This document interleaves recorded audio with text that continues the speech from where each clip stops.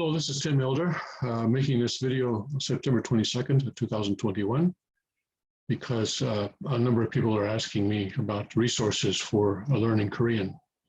And so I thought, well, why don't I do a video based on the supposition that, suppose I were to wake up one morning and I found that I'd forgotten all my Korean, just zero, completely blank in terms of Korean.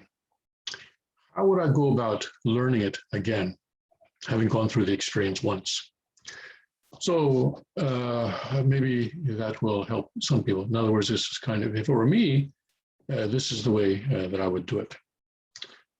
Well, first thing, of course, is that you do have to know the alphabet. And by the way, some parts of this video are going to be familiar with those who have gone through the OSTP workshops with me, because I've talked about it there. And but please hang on, because there's going to be plenty of new stuff for you as well. So first, of course, you gotta know the characters. You gotta know the characters. And these are the Hangul chart. That's the Hangul characters. You got 1, 2, 3, 4, 5, 6, 7 times 2 is 14 consonants, and then you have 10 vowels.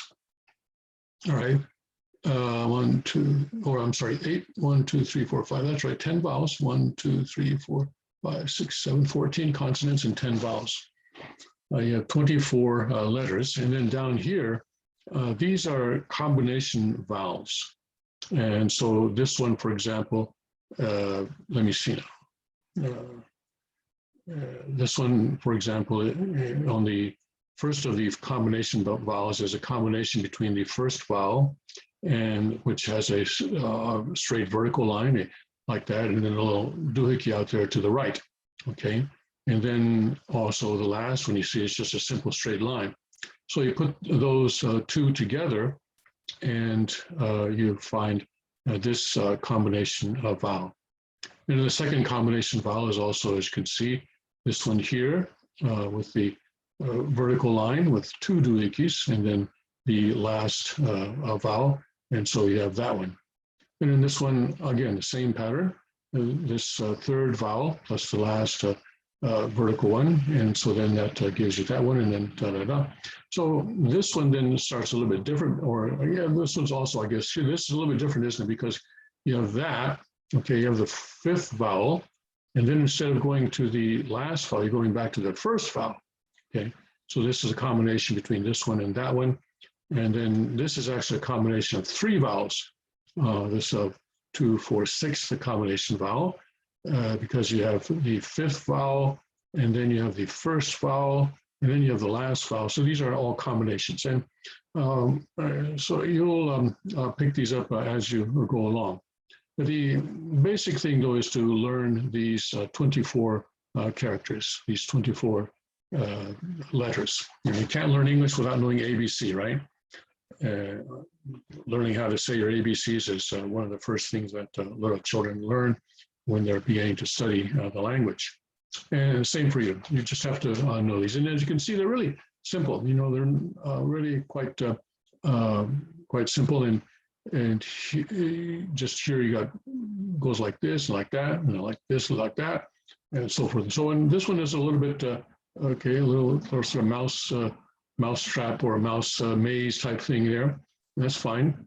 And then a little mouth there, and then a mouth with two doohickeys on top, and then something like that, and then just a plain circle like that, and so forth and so on. So that part is pretty straightforward, I think. And you can probably, just learn these in just a few hours. Okay. So then the next thing is to learn how these letters are put together. When you make a word or make a syllable, how do you put the letters together? Well, in English, this is what we do. We take 3 letters, okay, and we line them up left to right on a straight line, okay? And you have a little line under there sometimes with if you have ruled paper. And cat, okay, that's the animal. Some people like cats, some people like dogs. This is cat, okay, C-A-T. This is how we do it in English. But you know what? We could do it differently if we wanted to. We don't necessarily have to line them up horizontally like this doing. For example, suppose we were to decide, instead of doing it like that, okay, what if we were to write cat like this, okay, with C-A-T? Now people could still read it. You could still read it, okay, that says cat, okay, and then how would you read it? Well, you go from, start in the upper left, okay, start in the upper left, and then go from left to right, and then from top to bottom, right? You could still read cat. And suppose you wanted to add another syllable, okay, let's add another syllable, catnip, okay, that's a word, catnip is a word, and this is how you would do it. So you have one syllable like that with a C-A-T, and then a second syllable, again, left to right, top to bottom, nip, cat, nip. And that would be the way, that would be one way of writing English. Well, this is in fact the way that Korean is written. So that in Korean, letters are sort of clumped together. You could say clumped together in syllables. And they're not spread out on a straight line like we do in English. So that's one thing that we need to get accustomed to. All right. So then, so now you've learned the characters, and you've learned basically know how to put them together. Okay. So the next thing I think is just to dive in, yeah. And because you know, we all have a purpose in learning a language. Some people learn a language because they want to go to that country, and well, frankly, one of the first things that I learned when I went to Korea was where's the toilet? Because when you go into a restaurant, you want to use the toilet. That's a pretty important sentence expression to be able to say. That was one of the first things that I literally learned to say in Korea. Or something like, how much is this? Take me to the station, take me to a hotel. For a tourist, these kinds of expressions are important. But your purpose is different. You're not planning to go to Korea anytime soon. What are you planning to do? Why is it that you want to learn Korean? Well, I think the people watching this video, you want to learn Korean so that you can read Father's words. All right. The king has, the second king of Cheonryeok, Kyung Jae-moon, has said that Father has expressed his love in his love language, which is Korean. And so he has encouraged us to learn that language so that we can communicate with Father. Communicate with Father. Yeah. So we want to learn the words and the expressions that Father uses. And here's one right here. Okay. All right. So if you can read this already, then you probably don't need to be watching this video. Okay. This is for people who don't know how to read this. They look at this and they say, what on earth is that? I have no idea what that is. So let's break this down. Okay. We're going to break it down and we're going to figure this out together. Okay. So here you can tell right away that this is according to my explanation. Okay. Just like this, where you're clumping the letters together by syllable. So this has how many syllables? Okay. This has 3 syllables. It's a word with 3 syllables. And each of the syllables has 3 letters. You got one here, a second one here, and a third one there. Okay, one here, a second one there, and a third one there. One here, second one there, and a third one here. Okay, so this is a word with 3 syllables, and each of the syllables has 3 letters.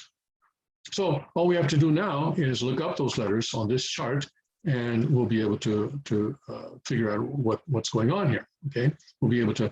This even has some indication of how they're pronounced. So this is very, very rough, the one on here, okay? Probably other Hangul apps or something like that will give you a better idea of how to pronounce each of these letters. But anyway, let's go with what we have right now. Okay, so let's figure this out. Okay, now, the first syllable, okay? And we're going left to right, top to bottom. I'm afraid I have a truck going by, and that's going to happen from time to time. You'll forgive. I live next to a highway. Okay, so left to right, top to bottom. So this is the first letter. So let's see what this is. Okay, let's see what this is. And we look through here, and this is it right here, isn't it? This is it right here. Okay, and it says here that this is like a CH. Well, you notice that this consonant and this consonant are very similar, and in kind of a more specialized term, this is referred to as an unaspirated consonant, and this one is called an aspirated consonant. Aspirated means that you're putting out more breath, more air when you pronounce it.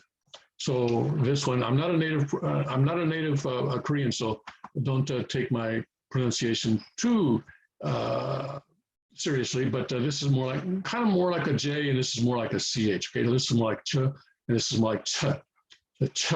So you can hear the air coming out, right? Ch. Okay, so that's good. All right. The second one here is here, and then let's look at where that is. And here we go, right there. The third vowel there, okay? And this is kind of oh. This is pronounced oh. It says here E-O. When I was learning Korean, I taught myself that if someone were to punch me in the stomach, this is what I would say, oh! Oh!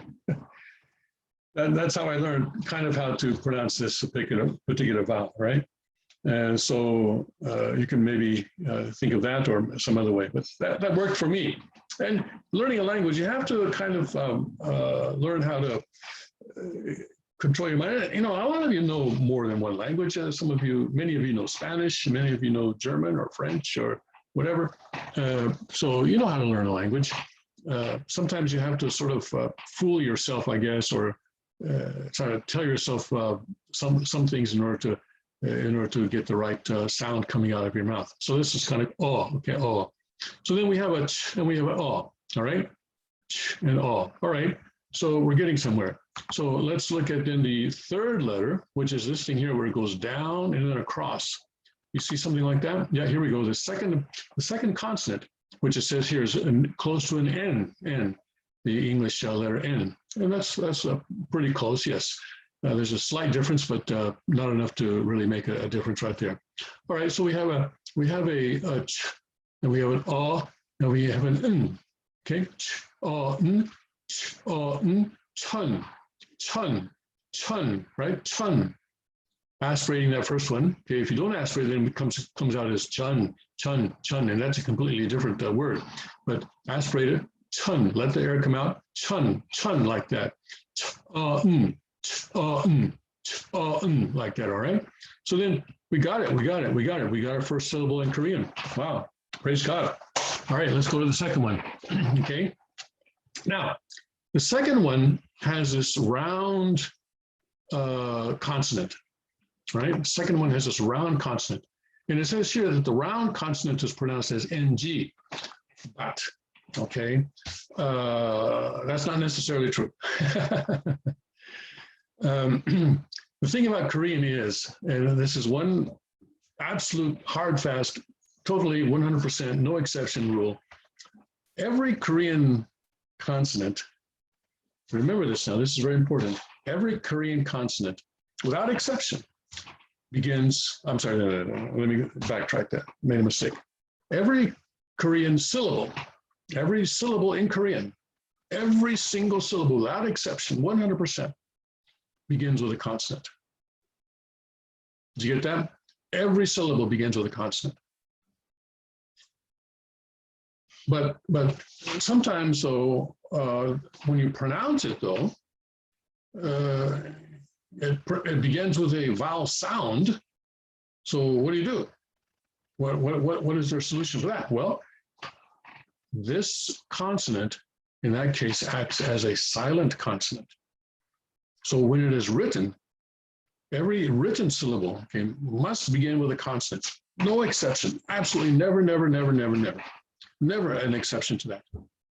But when the syllable begins with a vowel sound, then you use this as the silent consonant. And we have silent consonants in English. Psychology. Does psychology begin with an S? No, it doesn't. It begins with a P, doesn't it? And it's not pronounced psychology, it's pronounced psychology. Okay, so this is the silent consonant when it appears at the beginning of a syllable. Now, when it appears at the end of a syllable, it's pronounced like the English NG, like that. So, that's important to remember. Okay, and again, check with the native speakers, please, on pronunciation. My pronunciation is not native. All right, so anyway, this syllable, this round syllable, can either appear at the beginning of a I'm sorry, I'm getting my words mixed up here. This round consonant can appear at the beginning of a syllable or at the end of a syllable. At the beginning of a syllable, it is silent. At the end of a syllable, it is pronounced like NG. And so what about here? Here, we see it at the beginning of a syllable. So it's silent. We don't have to worry about it, okay? We don't have to worry about it. So let's go right away to the second letter there, to the second letter. And what is the second letter? Well, it's this vowel here, isn't it? It's this vowel, this straight up and down bar here, okay? And then it says here underneath this, this is pronounced like an I. Well, I, yes, but the Italian I. In other words, like E, you know, like in the Italian words, the I is pronounced E, right? So it's E. So this syllable begins with the E sound. It has a silent consonant, and then it begins with a vowel that is the E sound. Okay, and then we got the third one here. We got the third letter of in the syllable. So let's look at where we can find that. Here it is. It's that little mouse maze type consonant, right? Let's look at that. It's this consonant here, and it's sort of squiggly little thing there. And it says here, this is pronounced like an R. Well, let's say between an R and an L. So this would be pronounced il. More like an L, I would say in this case. Il. So we have chan and we have il. Chan, we have il. Maybe you can already guess what this third one is, but let's go through it anyway, okay? So the first letter, okay, and now in this case, the letters are not left to right. There is no left to right, is there? It's just top to bottom. And that's because the second one goes like this, and the way it fits together is that the second one has that horizontal bar and the little doohickey on the bottom, okay? So the first letter is this one here that goes across and then down, okay? This one was down and across. This one is across and then down, okay? And you find that this is actually the first consonant there. And it says here that this is pronounced like a G. Well, so a little bit more like a G or K, you know, G or K, G, sort of kind of in the middle there. Not really a K, but also not really a G either. But that's all right, that's all right. People won't criticize you too much if you pronounce it like a G. That's fine. And so this is a K, all right? And then we have the second letter, which is the bar across, and then a little doohickey at the bottom, okay? And so then we have here, there we go, it's right there, that vowel there, and that's pronounced as oo, okay? And so then this is a k, oo. And the third letter is the same as the first. So it's k, oo, k,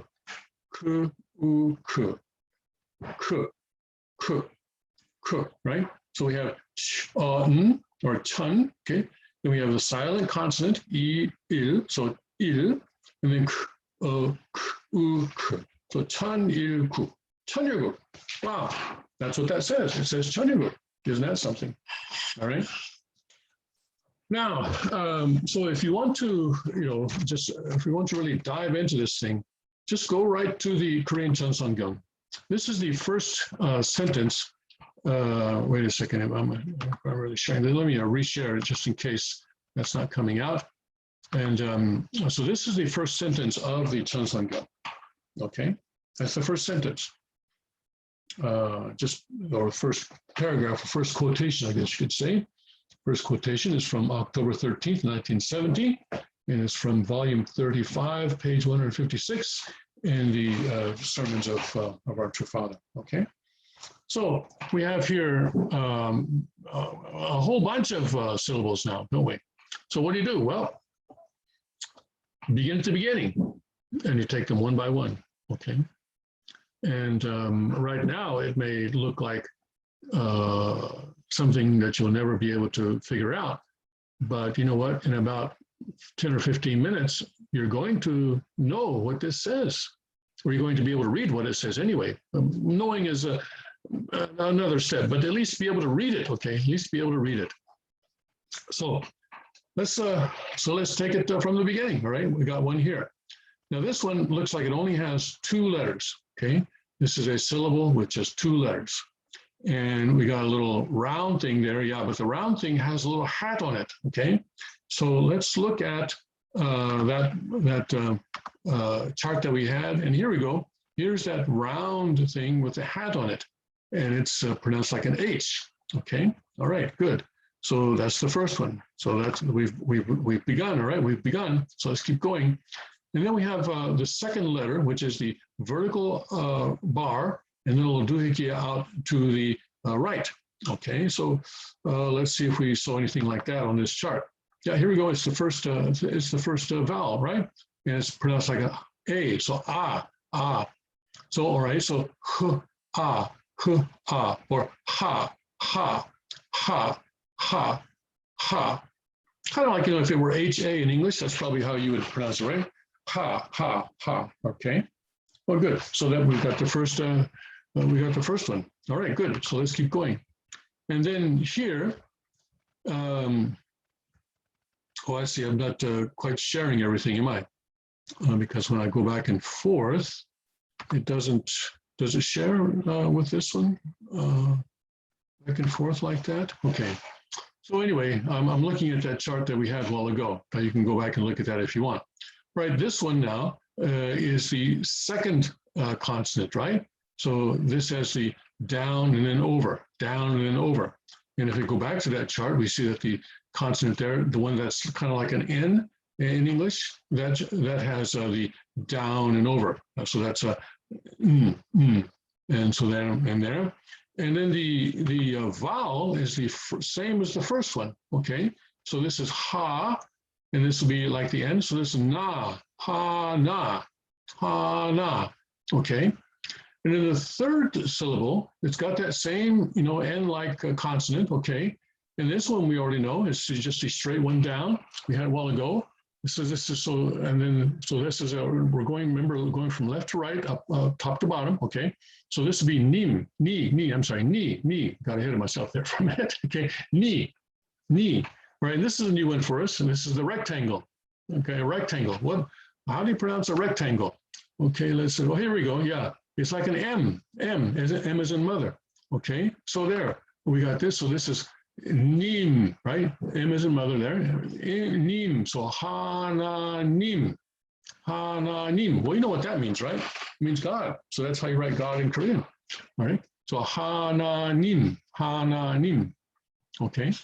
So let's go to the next word. We got that silent consonant here at the top. Okay. We got the silent consonant. So let's ignore that. And then the second letter is this horizontal bar, okay? If you go back to that chart, you see that there is a horizontal vowel, and this is all pronounced And going back to, you know, being punched in the stomach, you may say, oh, but you may also say, You may also say, when you're punched in the stomach. So I also learned how to pronounce this one by imagining myself being punched in the stomach, okay? Okay, and then this is the N-like consonant, okay?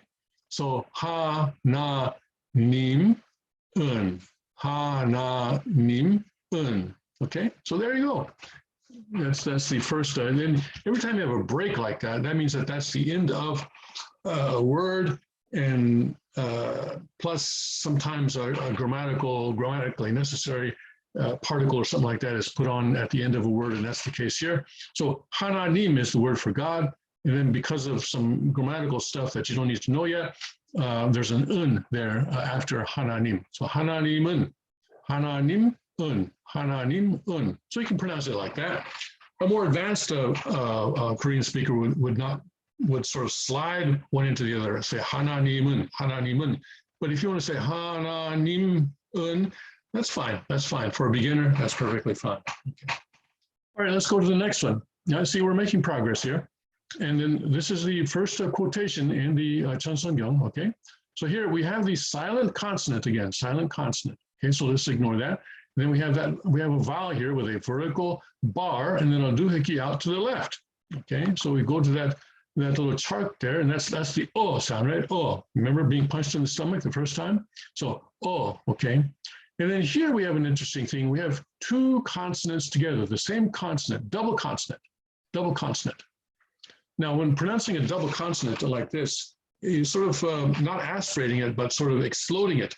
So first of all, let's look at how this consonant is pronounced by itself. It says here that it's like a D, all right? Kind of like a D, a little bit like a D, all right? But then it's double, so you're gonna explode it. So, and then the vowel is the same vowel here, so it's ta. So if it were just one of these consonants, you would pronounce it ta, right? But because it's a double, you gotta explode it. So it's da, da, da. So what I do is I hold my tongue up on the roof of my mouth and then just let it sort of explode out, sort of burst out, sort of da, like that, da. Okay, so then o da, okay. And then here we have that same round thing with the hat on top, right? So just like we had it with the first letter of Hananim, so same. And then the vowel is also the same. So ha, but then we have the little N-like consonant there at the bottom. So han, right? Han. So otohan, otohan, otohan. Okay, so these are Father's words that you're actually reading. Yeah, you're pronouncing the words that Father actually spoke. Isn't that exciting? Okay, here. And then we have, all right, so that's so Hananimun, okay, Hananim, otohan, otohan, okay? So let that D really burst out, all right? To, otohan, okay? And then here, let's go to this one. You getting tired yet? Keep on going. Because, this is only the first paragraph in the Cheonsongyong out of 2,000, how many hundreds of pages? So, but you'll get there, but you have to keep going. You only fail if you stop, okay? And so then we have that same sort of H-like consonant there at the beginning of this. And here we have, here it's a O, except it has the doohickey is doubled, right? So it kind of like adding a Y. So shaw, instead of ha, it's shaw. Kind of like adding a Y there to the consonant, right? So shaw. And now you see here's an example where that round consonant appears at the end of a syllable. So here it's not silent. It actually has an NG sound. So it's hu, ya, hu, ya, hu, ya, so it's NG. So chung, hu, ya, chung, okay? And then let's go to the next syllable here. And then there, the first letter is that same aspirated sound that we had a while ago, like the first letter in Cheonryuguk, right? Aspirated, right? Let the air out, okay? And then we have our first combination vowel, okay? We have our first combination vowel, all right? So that's exciting, isn't it? Okay, so let's look at the combination vowel here. And here it says here that's pronounced like a short E, like an E or a short E. In other words, okay? Okay? So this is hyungche, all right? Then we have here the consonant that's kind of like a D, all right? And then we have the vowel here, the second letter is a vowel, and as the horizontal crossbar, and then a doohickey that goes up, okay? And if you go back and look at that chart, it's pronounced, says here like an O, okay? All right, so that's good. So with the D, you'll say to, right? To. So hyungche to, hyungche to, all right? So there you go. That's number 3 that you just did. You got the first one, 하나님은, 어떠한, making that burst, right? 어떠한 형태도. Okay, so let's go to the next one. Now here, the pronunciation is going to get a little bit more complicated because now, anyway, we'll get through it here. First of all, this is 3 letters. Okay, so let's go left to right, top to bottom, take them one at a time. All right, so here you have that first consonant. Okay, first consonant, and that's pronounced kind of like a G or a K, right? When you go back to that chart, and then the vertical line with the doohickey out to the right, that's like an A, right? A short A. So this is ga. But better in this, better when it's at the beginning of the sentence of the beginning of a word to pronounce it closer to a K. So it's ka, ka, ka, ka. Not too much now, don't aspirate it. Ka, ka, between G and a K, but closer to a K right now, okay? Now, this one is the unaspirated version of this, right? So it's a J, kind of like a J. But when it appears at the end of a syllable like this, it acts kind of like a T. It acts like at the T at the end of an English word, like cat, cat, right? But you don't really enunciate it though. Cat, cat. You just sort of hold it, right? You don't, if it were a T, you would enunciate it, cat, cat, cat, like that. But if you were to say cat, cat, cat, without enunciating it, that would be the way that you would handle this consonant there, cat, cat, okay? And here we have that same, now this consonant and this consonant are the same. They look a little bit different because here we've got 3 letters and you're trying to fit it in nicely in the context of 3 letters. And so they sort of bend it out like this, okay? Whereas this one is kind of more like a 90 degrees. But it's the same letter. It's the same letter, just written a little bit in a different angle because you got to save room for the 3rd letter here at the bottom. So this consonant and this consonant are actually the same consonant. Don't get confused. It's not 2 different consonants. It's the same. And then here, this is the vowel with the horizontal line and then the vertical doohickey there. So this would be between a G and a K, but then O, right? This one with the horizontal line and the vertical is pronounced like an O. So ko, ko. So kat, ko, kat, ko, kat, ko, kat, ko, kat, ko. All right. So there we go. There we got the first line. Yeah, we're making progress there.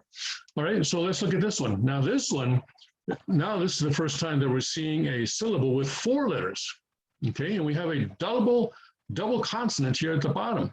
Okay.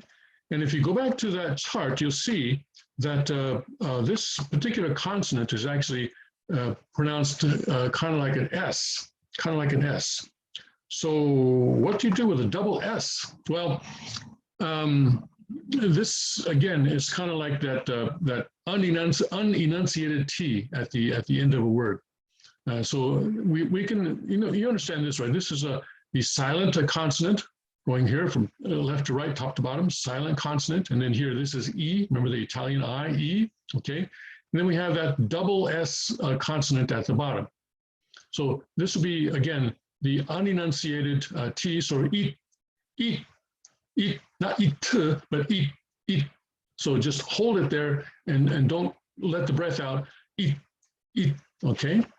And now we have that unenunciated sort of a J similar sound, ch, okay? And then this vowel we know, this is the Italian I vowel, so G, oh, it's G. Except that when it is, you could say eat G, and that would be all right for a super beginner, I suppose. But when you're enunciating it like this, then this gets more enunciated. This gets more aspirated. So eat G. When you have this kind of a unenunciated T sound at the end of one syllable, and then an unaspirated consonant at the beginning of the next syllable, the unaspirated consonant becomes kind of aspirated. So it's eat G instead of eat G. And so, but if you wanted to say eat G, some unfeeling people may laugh at you, but embarrassment is part of learning a language. So don't worry too much about that. Okay. And then here we got another syllable with four letters. Okay, so let's take them one at a time, left to right, top to bottom. Okay, the first one then is this one, and it's the round consonant. Okay, it's at the beginning of the syllable. So what does that mean? It means it's silent. Okay, so we don't have to worry about it. And then we have this vowel. Okay, the vertical line with the doohickey out and right, and we know now that that is pronounced like the short A. So ah. Okay, so this syllable begins with the ah sound. And then we have the little thing here that goes down and over to the right. We know that that's now similar to the N, right? N in English. So on. And then we have that H-like thing, right? The round thing with the hat on top. And the first letter of Hananim is like that. And we see it again here. But then we don't really have to worry about this. This is almost silent, especially for a beginner. I wouldn't worry about trying to learn how to, or trying to figure out how to pronounce that one. So just consider that this is an. Effectively, no, the first letter is silent and the fourth letter is almost silent. So it's kind of like having just two letters, just on, okay? And here now we have that consonant that's kind of like an S. We had here, it was double, but here it's singular, right? So, okay. Then we have here the horizontal consonant. As I said, we just punched in the stomach and you say, oh, not oh, but oh. Okay, not oh. You may say that once, but then the second time you get punched and you say, oh, oh. So, okay, and now we have this, and this is a new one, okay? Okay, and this one, if you go to that chart, it says that it's pronounced kind of like a B, sup, so it's sup, okay, sup. I got the wrong file, okay, sup. So sup. Now, and I know fluent speakers are going to be jumping up and down right now, but just give me a minute and I'll get there, don't worry. So then the here, this is the N-like consonant, and then the vowel that is kind of like the Italian I, so E, so ni, right? And then here's the consonant that's like a D, and here's then a vertical with a thing out to the right, so that's a ta, okay? Now, so if you were to pronounce it just the way it is, it would be an, sup, ni, ta, an, sup, ni, ta. Now, as you progress in Korean, you will learn that in this kind of a situation, the B-like consonant is going to change to more like an M-like consonant. So it's going to be not ansupnida, but ansumnida. Ansumnida. And if you can start saying it that way now, that'd be great. And the reason is that this consonant is followed by another consonant. This consonant sound followed by another consonant sound. And so when one consonant sort of bleeds into another, then the first consonant can change. And you'll see other examples of that as you go along. But in this case, ansumnida instead of ansupnida. Ansumnida is the more correct pronunciation. Again, my pronunciation is not native, and so please check with a native person for better pronunciation. But I'm just showing you how I would go about learning Korean if it were me. All right. So that brings us to the end of the first Korean sentence. Okay, let's review. So 하나님은, okay, 하나님은 어떠한, okay, 어떠한. Remember that this is a sort of an explosive consonant there because it's a double consonant. 어떠한 형체도. This is aspirated. Let that air out. 형체도 같고.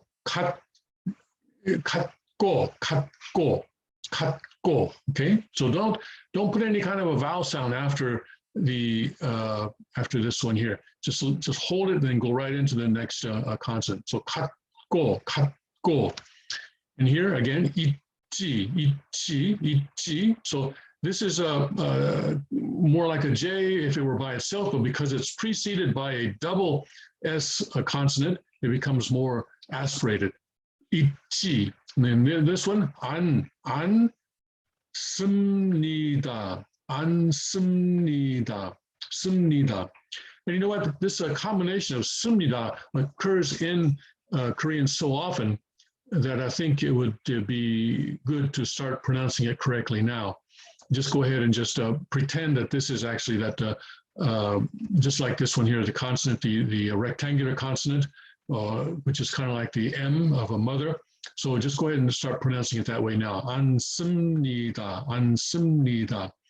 because that combination is going to be occurring quite frequently. In fact, we see it here again, right? The B at the end, the B-like consonant there, followed by the N And the same thing is going to happen again. Now this B-like consonant is going to sort of bleed into the next one. It's going to become more like an M, as in mother. Okay, so 않습니다. 하나님은 어떠한 형체도 갖고 있지 않습니다. So what does that mean? What does that mean? Okay, you probably understand 하나님은, but you probably don't understand anything else in that sentence. So in my mind, all right, if I were to learn a language now, I would want to go out and buy myself a good dictionary. You might say, oh, no, I'm a millennial generation, or I'm a whatever it is generation. I don't do that kind of stuff. I do everything online. Okay, so if you're going to use an online Korean English dictionary, then you have to be able to type in Korean. Like here, you know, I've typed this out in Korean because I know how to type Korean. But if you know how to type Korean, then you should not be watching this video, right? You are way, way, way beyond this video. So by the time you learn how to type Korean, you are going to be an extremely fluent speaker. And so typing Korean into a Microsoft IME, whatever it is, it's not really something that's realistic for you if you are a true beginner, in my mind. So what you want to do is to get a, you know, old-fashioned, straight from the tree Korean paper dictionary, Korean English dictionary. So I've looked at a few of these, and I've found a few of these that I think would probably serve a beginner well. Here, let me share my. Let's see here. No, what did I do with that? Let's see here. What did I do?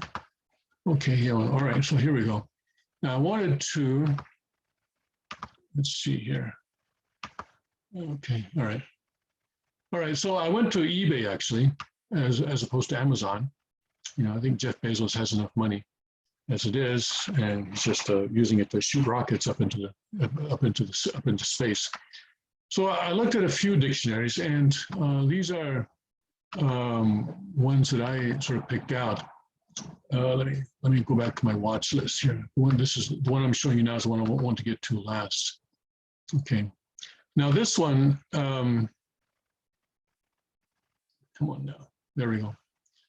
This one is being sold by someone in Australia, and so they're asking for $50 Australian.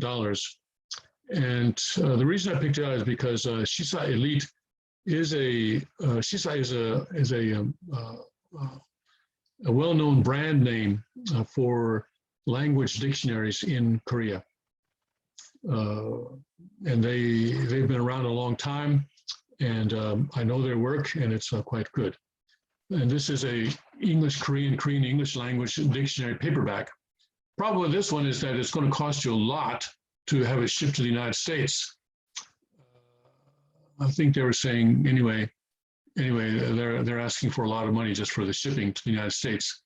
So if I were living in Australia, this I think would be one that I might want to pick up. You know, I would say that in U.S. currency, they say $36.12, and I think that's a fair price for a dictionary of this caliber. Anything that comes from Shisa, that's the company, and the Elite is their brand name, and I'm also familiar with that brand name, and it's I trust it. This is, I think, this is used, but if you look at the pages, and I want to especially look at this photograph here, kind of clean, isn't it? What does that mean? Well, it means the guy who owned it didn't use it very often. That's what it means. A dictionary with a clean section here is not a good sign.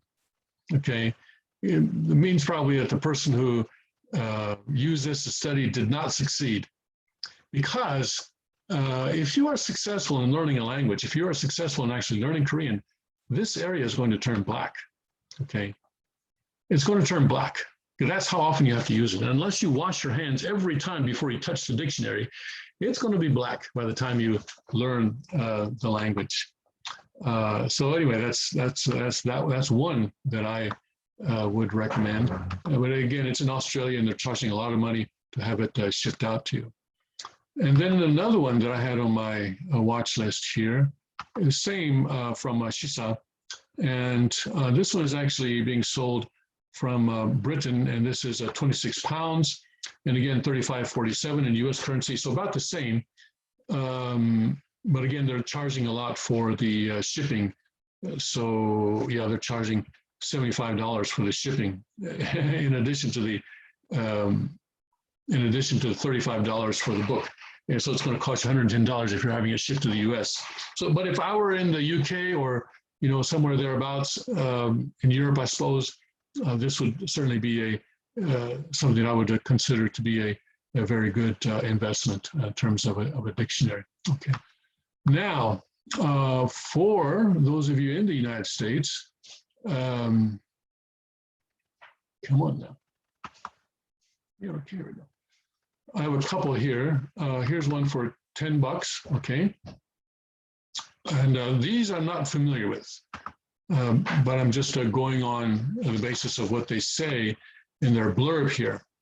And I like this one kind of because it says down here that it has the 12,000 most commonly used words and expressions in the Korean language, the latest computer, mobile, internet, and social media terms, English, Korean, and Korean English sections.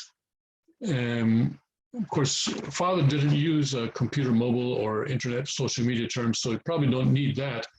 Hangul and Romanized Korean. And romanization is when you take a language like Korean or Japanese and you write the syllables as they sound in English. Like, for example, if you were to write someone's name, like say, if you were to write Hyungjin's name, write it Hyung. Obviously, that's not how it's spelled in Korean. That's how you Romanize it in English. Okay? So, and that can be a crutch, and I'll be very careful about that. I prefer just to go cold turkey and just get used to the Korean alphabet. Don't use the training wheels of romanization. So that would be my recommendation. Okay, and here, designed for English speakers, information on Korean grammar, a guide to pronouncing Korean correctly. So it sounds okay. I'm a little bit leery by the fact that they're advertising for people who are traveling to Korea, and you are not traveling, so that doesn't really apply to you. Right, another similar one. Again, I'm not familiar with the brand or anything like that, so I cannot recommend it the way that I recommend a dictionary from Shisa. And if you can get a reasonably priced Shisa dictionary, elite dictionary in America, then that would be great. But unfortunately, the ones that I could find were only in Australia and UK and charging a lot of money for the shipping. Okay, this is Korean Standard Dictionary, and this says not 12,000, but they have 20,000. We have 20,000. Here it says 20, but no, that's not right. Up here they say 20,000, which I think is probably the correct number here. Where do they say that?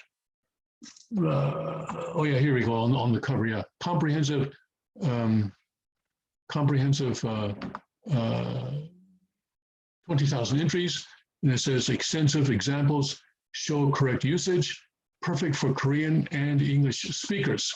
All right, so this is both a Korean English and English Korean a dictionary, which I think is probably it looks to be pretty good anyway.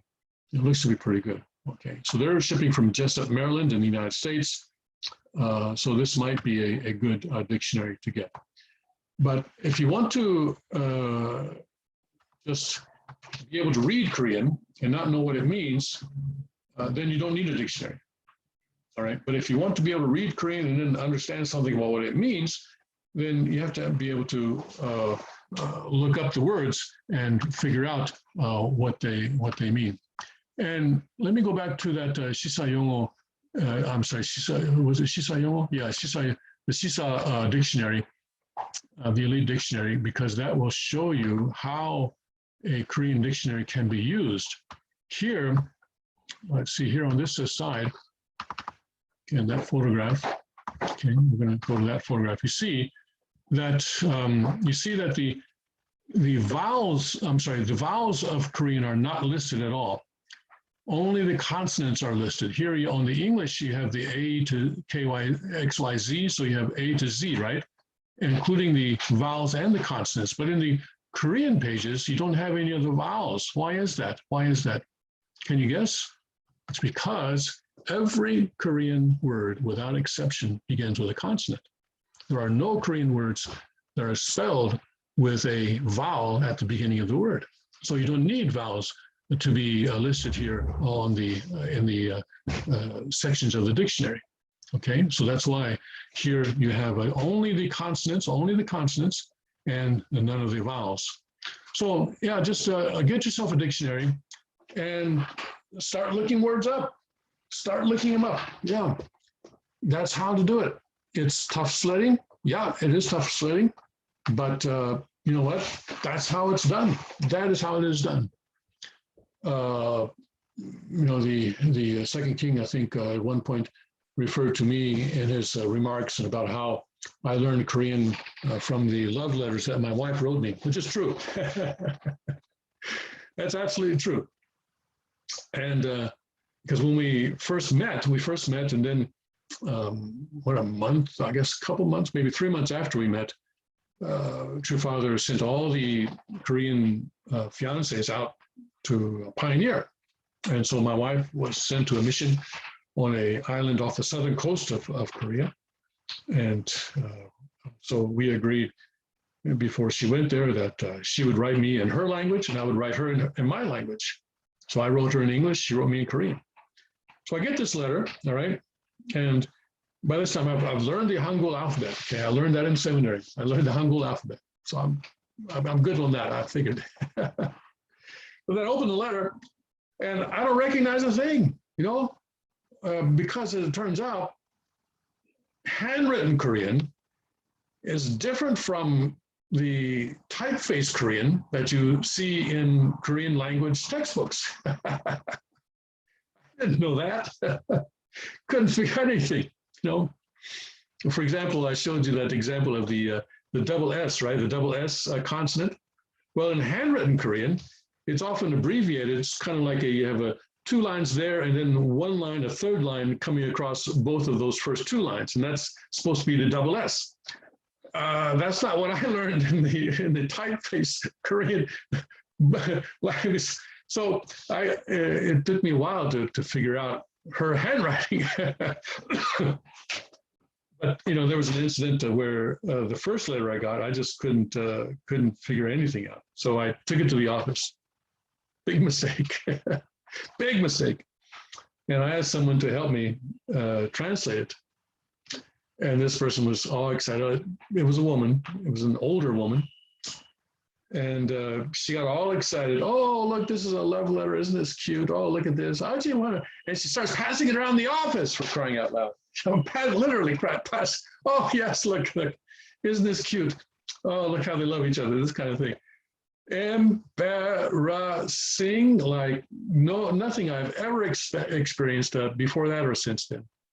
I mean, I would rather be stark naked in a 100,000 person stadium than to have to go through that again. That was incredibly embarrassing. So after that, I just said, okay, you know, if it kills me, it kills me. But I'm never, ever, ever, ever, ever going to do that again. Somehow, no matter what it takes, I'm going to figure this thing out, you know. And so that's what I did. That's what I did. And it was tough. Yeah, it was tough. I keep saying Korean is easy, but it is easy. I think compared to other languages, hey, you know, the alphabet is incredibly easy, right? Alphabet is incredibly easy. And when you get to the grammar, then there's going to be some complications there. But if you're just going to read it, it's not a difficult language to read. Okay. I would say that if you were to forget, if either of us were to forget our English one day and have to learn English all over again, that would be more difficult, far more difficult than learning Korean, I would say, because you have so many exceptions and all sorts of stuff in English that makes absolutely no sense at all. But Korean is a fairly logical language because back in the, what was it, 14th century, I suppose. I'm not exactly sure on the date, but a king in Korea said, you know what, right now, until now, we're using Chinese characters to communicate in this country. We have a language that's different from the Chinese language, and yet we're using Chinese characters superimposed on our language. And what this means is that only the people who have the time and the money to learn to write can actually be literate. And so the peasants the farmers and peasants are illiterate, and there's no way really realistically for them to be able to learn, to be able to read and write.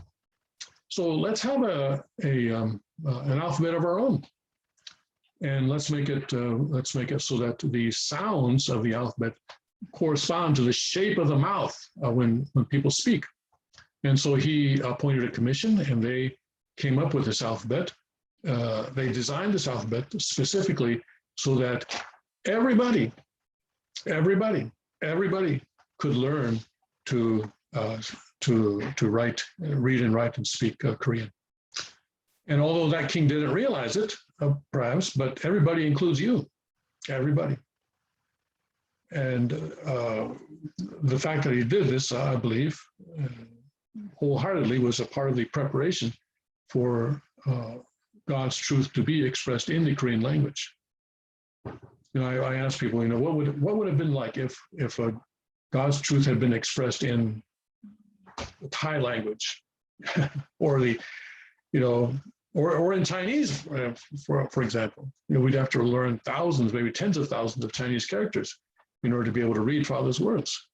But no, it's written in a very simple, very logical alphabet. So I encourage you to take up the task and work through it. You know, do a little bit every day, and you're going to get the hang of it before you know it. Before you know it. Yes. All right. So that's the end of this video, and I hope that it's been useful for you.